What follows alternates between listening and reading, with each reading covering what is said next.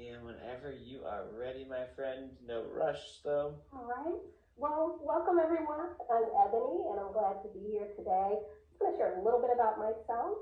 I am a clinical sociologist by trade, and most of my experience has been in human resources, organizational development, and as a part of being a sociologist, I work on both the macro level with organizations, but also on the micro level with people, and that's where a lot of my career consulting comes into play.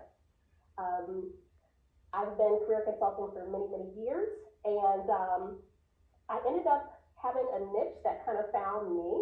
I tend to work with historically marginalized people, people who have unconventional career paths. So we're talking about GLBTQ plus, with an emphasis on T. I get a lot of transgender clients who are struggling with they were she before and now they're he, and how do they get references for this new job? How do they update their whatever? I am a trainer of career consultants, so I often speak at places where career consultants are trying to learn how do I work with my diverse clients. And I work with people, as I mentioned, who have unconventional careers. So people who are looking to get into the marijuana industry, people who are into careers that relate to sexuality, things that you can't go to the labor market website and find the job titles of these things because there's stigma around it. Who's going to help someone? Working in that field, I also have people come to me who are working in fields that are illegal and they want to go legit.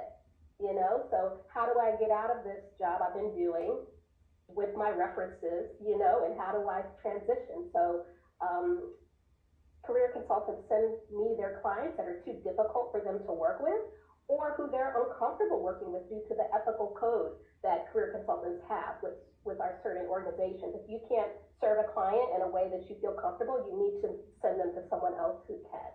And so I'm the one who receives those, and those who want to work with their diverse clients come to me to learn how they can better serve them without taking offense and with being ethical and open and things like that. I'm going to share my screen just really quickly. Do you see this here? See the screen? Okay, back in 2008, I was written up in the Washington City paper for my work with Gothic people, helping them to find jobs, and also you see this fetish enthusiast. So that's me working with people of unconventional career paths. And so, be a party and all this kind of stuff. I'm a certified career management coach and all those kind of things. So I've been around the way a little bit. And I just really enjoy working with diverse folks. I go to conferences, anime conventions, and people who are gothics, geeks, and freaks, and just work with all kind of people. So I work with normal folks too, but people who have more on their plate than the average person, they come to me because I can help them to get over those extra barriers. I also look at helping people to be their authentic, true self.